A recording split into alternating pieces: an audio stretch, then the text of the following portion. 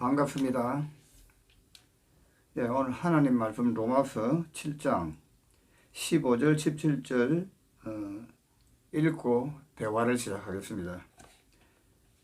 나의 행하는 것을 내가 알지 못하노니 곧 원하는 이것은 행하지 아니하고 도리어 미워하는 그것을 함이라.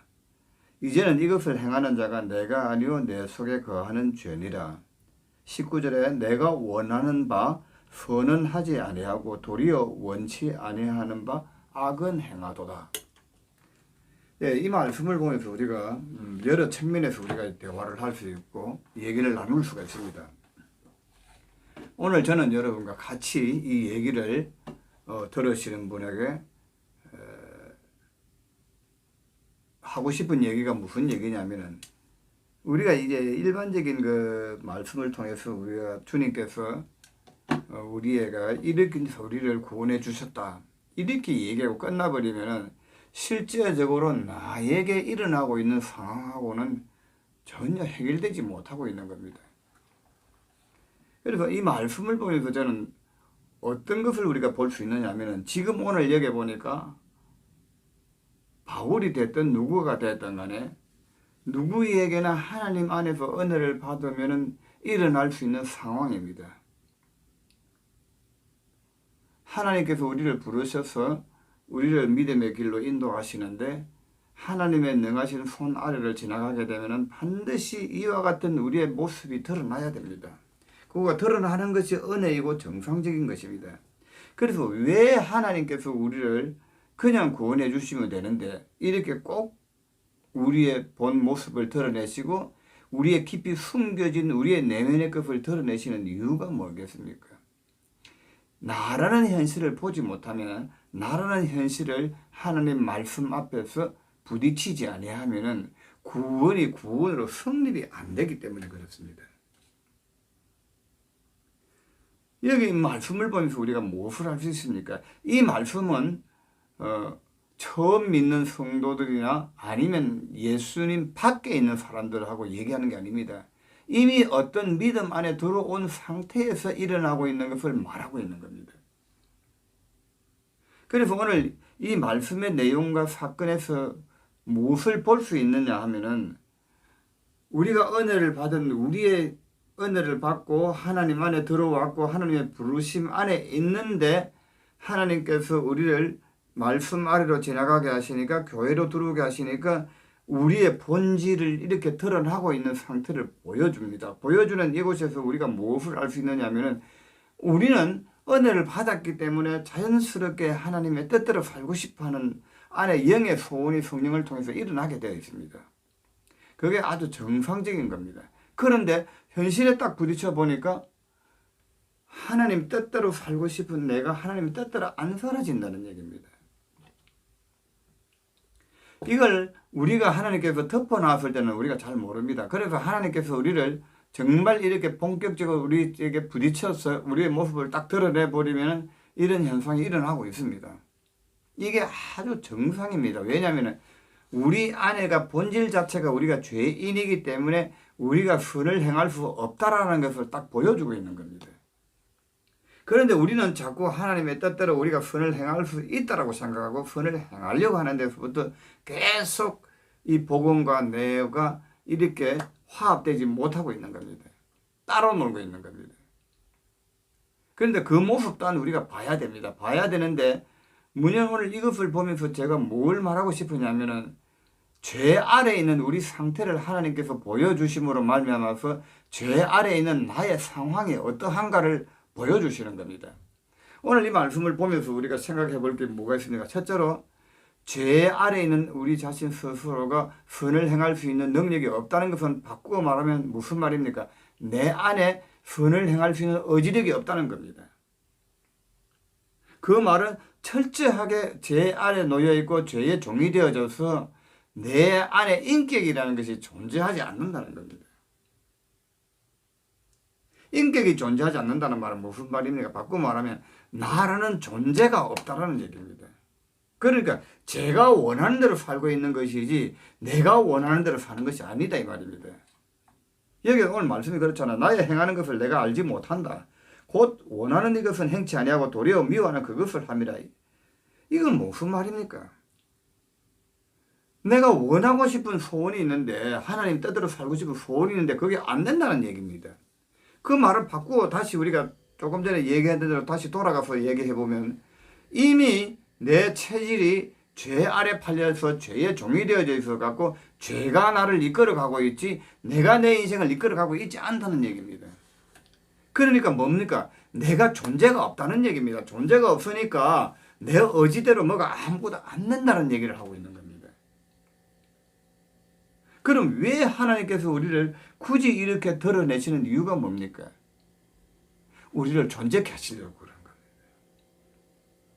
내가 존재가 없다는 거, 제가 이끌린 대로 산다는 말은 뭡니까? 주체성도 없고 주관성도 없고 내가 주장할 능력도 없다는 겁니다. 그냥 끌려다녀야 돼요.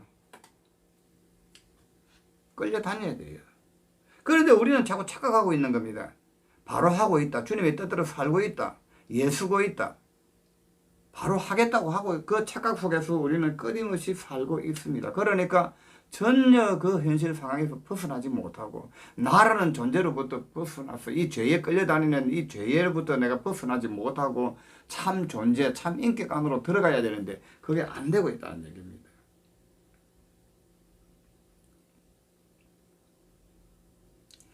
그래서 왜 제가 구원에 대해서 계속 얘기를 많이 합니다. 제가 복음을 전하면서 거의 다 구원과 존재에 대해서 요즘 와서 얘기를 굉장히 많이 하고 있는 이유가 뭐냐면 우리의 구원에 대한 포커스가 잘못되어져 있기 때문에 그렇습니다.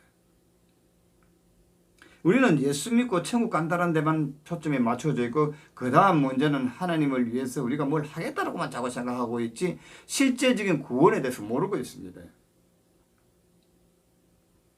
근데 존재가 없는데 어떻게 천국을 갑니까? 우리가 다시 한번 놓고 역으로 생각해 봅시다. 천국을 간다는 말은 뭐냐면 한 인격체가 있어서 천국을 가게 되는 겁니다.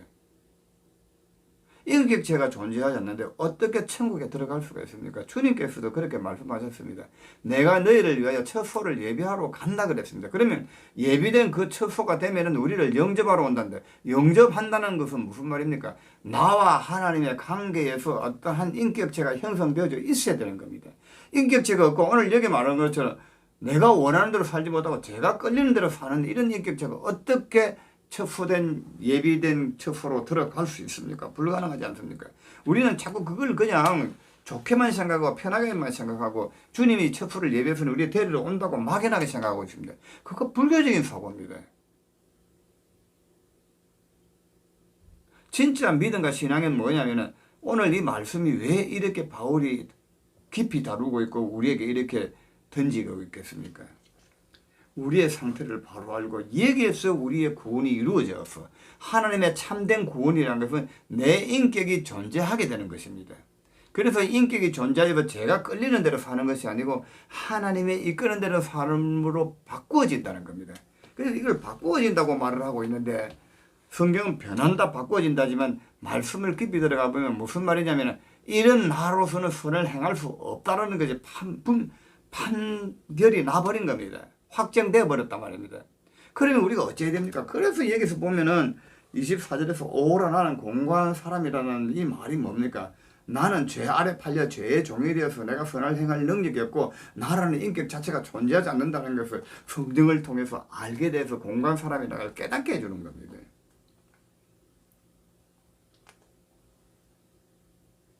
그래서 이 말씀만 한 절만 갖고 몇 절 안 되는 이 말씀만 갖고 봐도 우리가 얼마나 깊이 우리 자신을 들어가 봐야 되고 우리 현실을 봐야 되는지를 우리가 알고 알아야 되고 우리의 구원이 얼마나 잘못된 초점을 가지고 있고 잘못된 방향으로 설정되어져 있는가를 알아야 됩니다. 물론 모든 교회에서부터 잘못된 복음을 전하는 것이 우리 안에 체질이 되죠. 그렇습니다.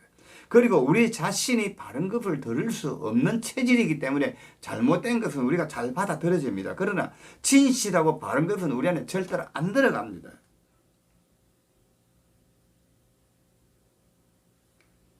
그래서 이 말씀만 보더라도 구원이 무엇입니까? 우리의 인격을 하나님께서 새롭게 창조하시겠다는 겁니다. 이걸 보여주시는 이유가 뭐냐면 이런 우리로서는 바꿔도 안 되고 변해도 안 된다는 얘기입니다. 절대로 안 됩니다. 주님께서 요한복음에서 물이 포도주를 만든 것이 뭘 말하고 있는가? 우리는 거기서 보통 찬송가에 보면 물이 변하여 포도주 됐네. 이렇게 얘기를 하는데 그걸 다시 말하면 새롭게 되는 것을 얘기하고 있는 겁니다. 옛것이 아니고 새로워지는 걸 말하는 겁니다.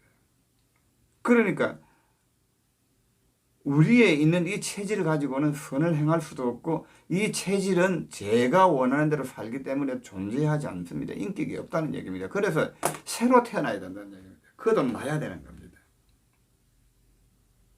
그래서 우리가 죽어야 되는 겁니다. 죽지 아니하고는 이 사건의 문제가 해결되지 않습니다. 그래서 하나님께서 바울을 통해서 이 복음을 우리에게 보여주시는 것이 뭐냐면 이런 우리는 죽어야 된다는 것을 얘기하고 싶습니다. 그래서 이렇게 말하지 않습니까? 우리 주 예수 25절에 우리 주 예수 그리스도로 말미암아 하나님께 감사하리로다. 이 말이 뭡니까?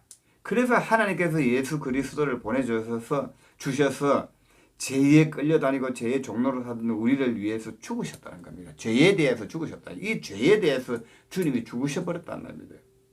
그래서 우리도 주님과 함께 죽어야만이 이 문제에서 해결이 되는 겁니다. 벗어나는 거예요. 그래서 하나님께서 그리스도를 신령의 영으로 다시 살리신 같이 우리를 또한 그리스도 안에서 우리를 살리시는 겁니다. 그래서 새로 태어난 그 사람은 이제는 죄의 지배를 받지 않는다는 겁니다. 제가 이끄는 대로 살지 않고 이 사람은 이제 성령의 이끌림을 받는다는 겁니다. 그래서 새로운 존재와 인격체가 만들어진다는 겁니다. 얼마나 이 말씀을 보면서도 우리가 깊이 생각하고 얼마나 이 말씀이 우리에게 메시지를 주는지를 우리가 바로 알아야 되는 겁니다. 그래서 이 복음에 대해서 구원에 대해서 제가 계속 얘기를 하려고 합니다. 감사합니다. 또 다음에 얘기를 들려드리도록 하겠습니다.